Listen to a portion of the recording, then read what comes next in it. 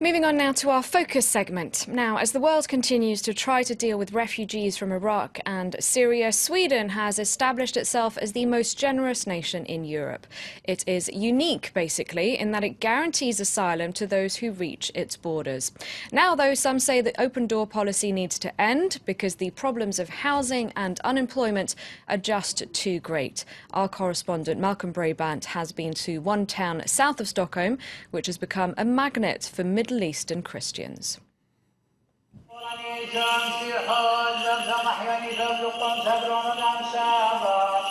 The Orthodox Christians of Iraq and Syria are among those most under threat from the advances of the Islamic State organization. 30,000 live in Södertälje. The established population has been swollen by more than 2,000 refugees over the past 2 years, and more are seeking sanctuary. The attack of the Islamic State on the areas of the minorities in Iraq especially, we believe this will create a new wave, and we believe that people will soon start to make their way to Sweden actually. Many of them we expect or believe they will end up in Södertälje because they have relatives, they have friends here, there's a very large community here, so it attracts them. After the trauma of witnessing war and fleeing their homes, there's gratitude that Sweden has provided safe haven. But many new arrivals find life tough in Scandinavia. Vivian Naum left northern Syria a year ago. She tries to tell her story, but is overwhelmed.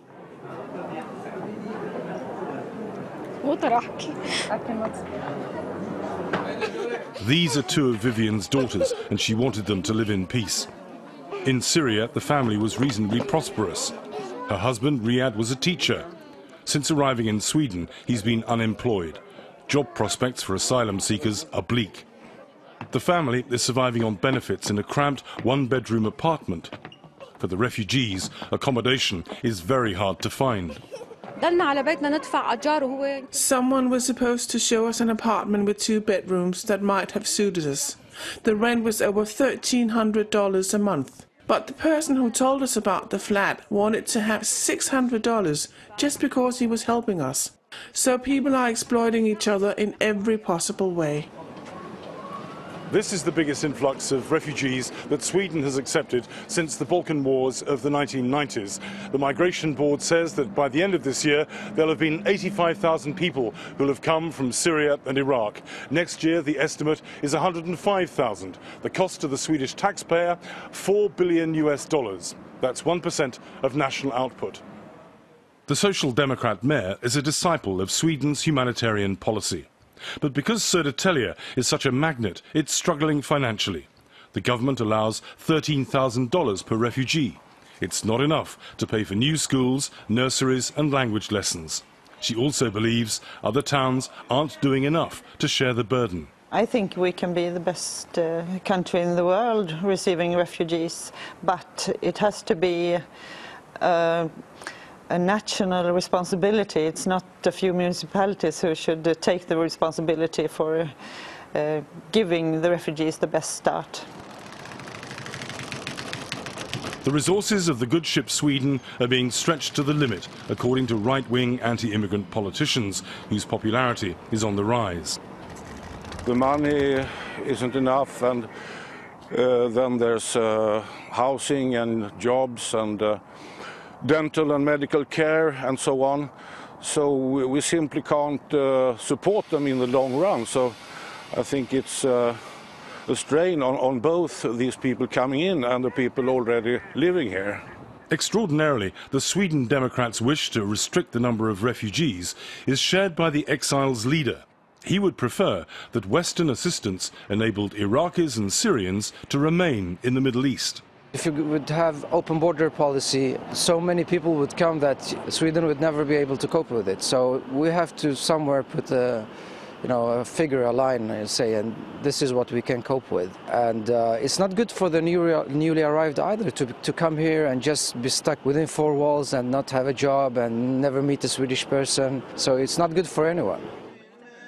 But to enable the Syrians and Iraqis to stay put would require either peace or the establishment of a safe zone. For the time being, neither is likely. So the refugees will continue to seek succor in Sweden.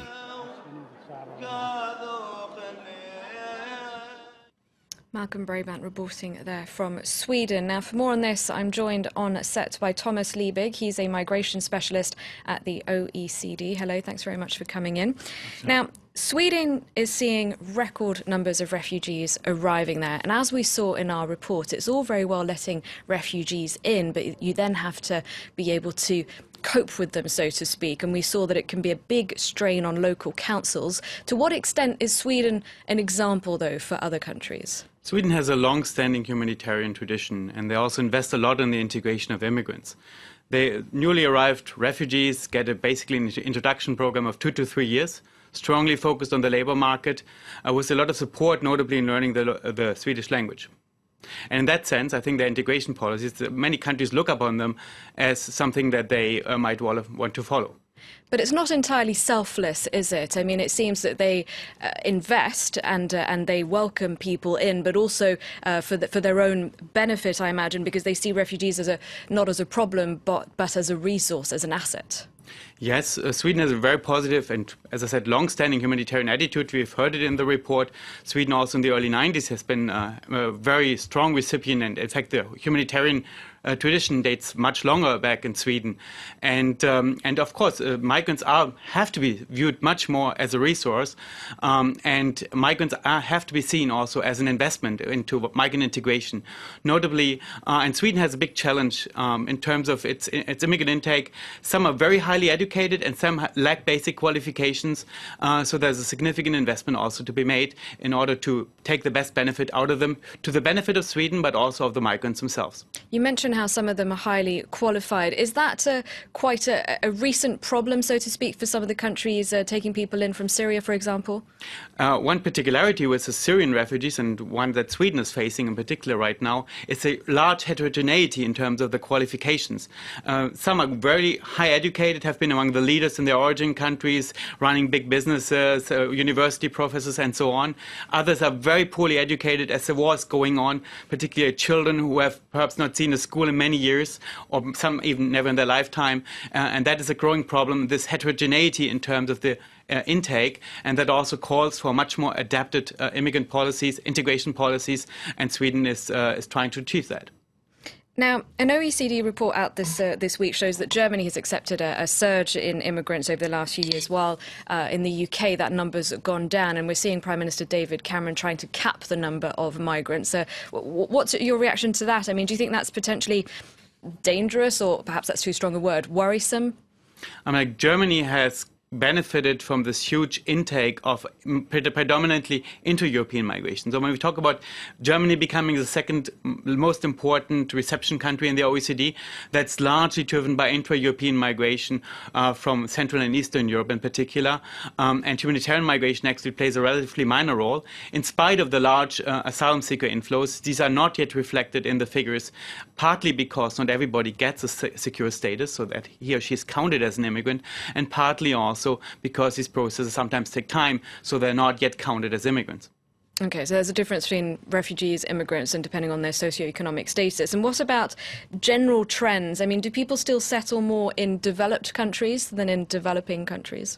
What we see is an increase now in inter-European migration, largely driven by Germany. We also see the increase in asylum seeking, as you mentioned. It's something that is not only affecting Sweden and Germany, but also many countries. But these two are clearly on the front line. We expect that at the end of the year, in terms of asylum seekers, Germany is probably going to be the #1 destination, again, with a large distance, and then probably followed by Sweden already. And does Germany have the infrastructure and the will to cope with a great number of refugees, of immigrants? Well, it is a challenge also for Germany, as it is for Sweden, at a smaller scale in relative terms, relative to its population. Sweden has about 4 times more immigrants per capita than Germany, and more than 7 times as many as France. But clearly they're now stressing a lot on increasing reception facilities and upstepping the integration funds and integration investments, particularly to host those Syrian refugees, which account for the bulk or the single largest group of new arrivals. Okay, we've talked a lot about Europe, but what about, let's talk about Australia. Is it fair to say that Australia is perhaps an example of how not to treat refugees? Well, Australia is in a very specific situation. I mean, like, Australia has a long-standing policy with respect to managed labor migration, and so they also have a humanitarian program for resettling refugees. So that is apart from the asylum seekers. They have a significant humanitarian program in addition, and they're quite tough on asylum seekers. That's true. But in addition to that, they have a significant humanitarian program where they take resettled, who are often the poorest of the poor, and they invest also a lot into integrating these people. Okay, Thomas Liebig from the OECD, thank you very much indeed for coming in for Focus today. And thank you for watching. I'll be right back in a few minutes with a full news roundup for you. Don't go away.